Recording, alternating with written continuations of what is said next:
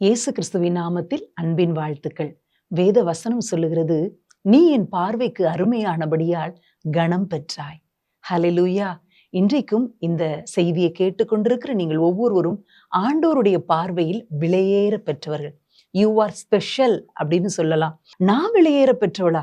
நான் மனிதர்களுடைய பார்வைக்கு அற்பமா எண்ணப்படுறேன், நான் எப்படி தேவனுடைய பார்வையில விலையேற பெற்றவளா மாற முடியும் அப்படிங்கிற ஒரு கேள்வி உங்க உள்ளத்துல வருதில்ல. ஒரு சின்ன எக்ஸாம்பிள் சொல்றேனே. ஒரு 5 ரூபாய்க்கு ஒரு பேனா வாங்குறோம்னு வைங்க. வீட்டுல வந்து அதை எழுதி பார்க்கிறோம், எழுதல. என்ன செய்வோம்? தூக்கி டஸ்ட்பின்ல எரிஞ்சிரும். அதே வேளையில ஒரு மொபைல் போனோ அல்லது ஒரு கீபோர்டோ நம்ம வீட்டுக்கு வாங்கிட்டு வர்றோம். வந்து எல்லாத்தையும் செட் பண்ணி பார்க்கிறோம், அது ஒர்க் ஆகல. பேனாவை போல நம்ம தூக்கி எரிஞ்சிருவோமா என்ன? இல்லவே இல்லை. ஏன் பேனாவை தூக்கி எறிஞ்சோம்? ஏன் மொபைல் போனையோ கீபோர்டையோ தூக்கி எறியல? இது ரொம்ப சீப்பானது, இது ரொம்ப காஸ்ட்லி ஆனது. அதே மாதிரிதான் உங்களுடைய என்னுடைய வாழ்க்கையில நிறைய குறைவுகள் இருக்குது, உண்மைதான். நிறைய பாவங்கள் இருக்குது, உண்மைதான். அதை மேற்கொள்ள நீங்க போராடிக்கிட்டே இருக்கிறோம் அப்படிங்கிறது உண்மைதான். ஆனாலும் ஆண்டவர், நீ எனக்கு வேண்டாம், உன்னை வச்சு ஒண்ணுமே செய்ய முடியாது, உன்னை வச்சு என்னுடைய ராஜ்யத்தின் கட்டுமான பணியில உபயோகிக்கவே முடியாது அப்படின்னு தூக்கி எறியாததற்கு காரணம், நீங்க விலையேற பெற்றவர்கள். இதை விசுவாசிக்கிறீங்களா? நீங்க விலையேற பெற்றவர்கள் அப்படிங்கிறத நீங்க விசுவாசிங்க. உண்மையாவே தேவன் உங்களை அப்படியே பயன்படுத்துவார். சங்கீதம் 139 சங்கீதம், அதை நம்ம நிறைய மனப்பாடம் பண்ணி வச்சிருப்போம். ஆண்டவரே, நீர் என்னை ஆராய்ந்து அறிந்திருக்கிறீர். என் உட்காருதல், என் எழுந்திருக்குதல், நான் நடக்கும்போது, நான் படுத்திருக்கும் போது எல்லாவற்றையும் நீர் அறிந்திருக்கிறீர். என் தாயின் கருவுல நான் உருவாகும் போது உங்களுடைய கண்கள் அதை கண்டது.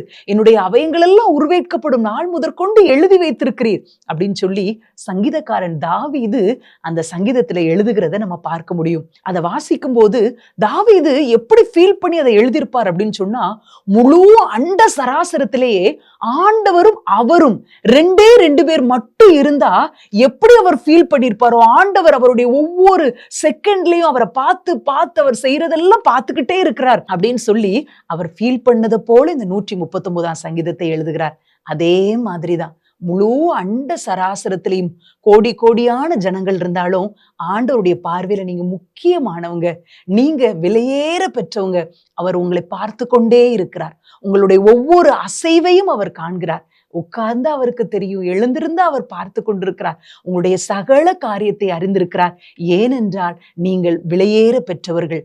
அதனாலதான் வேதம் சொல்லுகிறது, நீ என் பார்வைக்கு அருமையானபடியால் கனம் பெற்றாய். நீங்க கனம் பெற்றவங்க.